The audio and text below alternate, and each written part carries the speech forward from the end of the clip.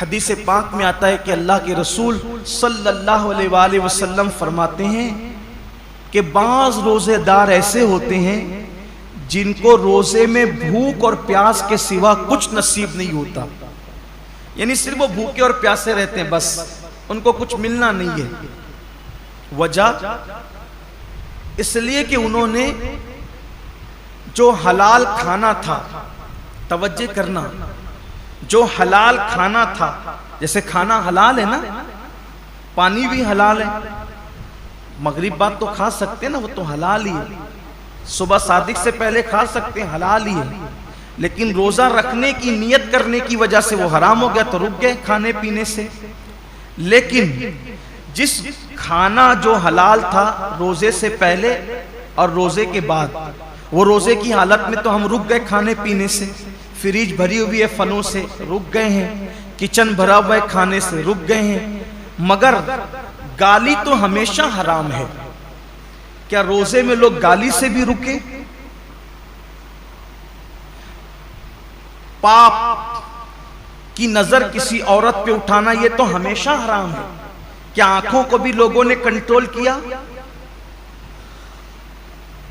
نماز ترک کرنا یہ ہمیشہ حرام ہے، نماز کو چھوڑ دینا یہ ہمیشہ حرام ہے۔ کیا لوگ روزے کی حالت میں نماز کے پابند ہوئے؟ بے شمار روزے دار ہیں جو نیند سے اٹھتے ہیں، بستر پہ سحری کھاتے ہیں، وہیں سو جاتے ہیں۔ یہ کون سا روزہ ہے جس میں کوئی نماز ہی نہیں ہے؟ یہ کون سا روزہ؟ روزے کے متعلق میرے آقا صلی اللہ علیہ وآلہ وسلم کے فرمان کا مفہوم ہے، روزہ وہ ہے صحیح معنی میں۔ کون سا روزہ؟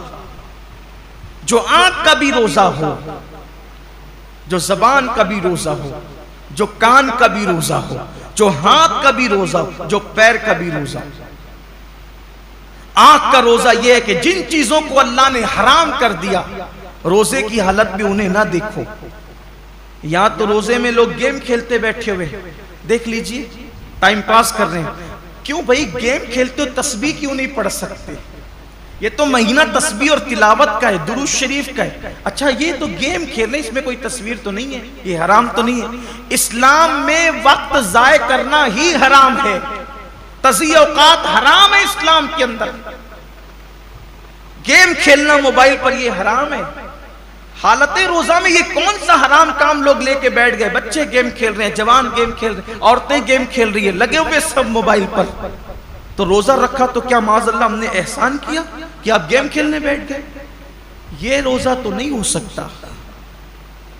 کچھ لوگ سیریل دیکھتے ہیں روزے کی حالت میں، بلکہ یہ روحانی تربیت کا مہینہ ہے کہ جب آنکھوں سے پاپ نہیں ہوگا، کانوں سے ناجائز حرام چیزیں نہیں سنیں گے، ہاتھ سے کسی پہ ظلم نہیں کریں گے، زبان سے کسی کو گالی نہیں دیں گے، جھوٹ نہیں بولیں گے، غیبت نہیں کریں گے، پیر سے حرام جگہ چل کر نہیں جائیں گے، تو ایک مہینے کے اندر یہ روحانی تربیت ہوگی۔ تو جب رمضان شریف تو چلا جائے گا لیکن یہ نیک عادتیں انسان میں باقی رہ جائے گی، اس طریقے سے انسان کی زندگی بدل جائے گی۔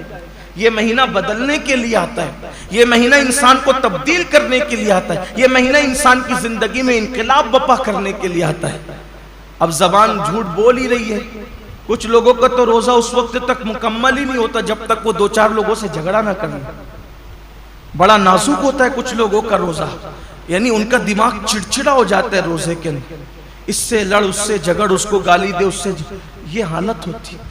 روزہ یہ نہیں، اللہ کے رسول علیہ السلام فرماتے ہیں اگر کوئی روزے کی حالت میں تم سے جھگڑا کرے تو اس کو کہہ دو کہ بھئی میں روزے سے، میں اپنا روزہ خراب نہیں کرنا چاہتا۔ روزے میں جھگڑا نہیں ہونا چاہیے، روزہ نہیں ہے۔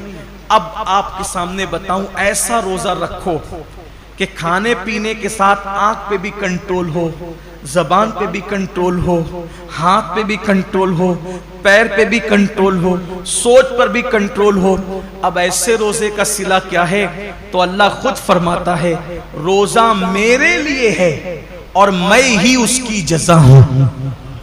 یعنی ہر نیکی اور ہر نیک عمل کی جزا جنت ہو سکتی ہے، لیکن روزہ تنہا وہ عبادت ہے کہ آپ نے جس کا حق ادا کیا اس کا صلہ جنت نہیں بلکہ مالک جنت ہے۔ سوچے تو صحیح روزہ کیا چیز ہے۔ مالک جنت کیسے صلہ ہے؟ مطلب یہ کہ اللہ روزے داروں کو اپنا دیدار نصیب فرمائے، روزے داروں کو خدا کا دیدار صحابہ نے پوچھا یا رسول اللہ ہم اللہ کا دیدار کیسے کریں گے؟ تو آقا فرماتے ہیں جیسے تم آسمان پر چاند دیکھتے ہو بلا تکلف بلا تمثیل تم اللہ کا یوں دیدار کرو۔ سوچئے حضور اتنے خوبصورت ہیں تو حضور کو بنانے والے رب کے حسن کا عالم کیا ہوگا؟ کائنات اتنی خوبصورت ہے تو کائنات کو بنانے والے رب کے حسن اور اس کے جمال کا عالم کیا ہوگا؟ تو اللہ کے لیے ایسا روزہ رکھو اور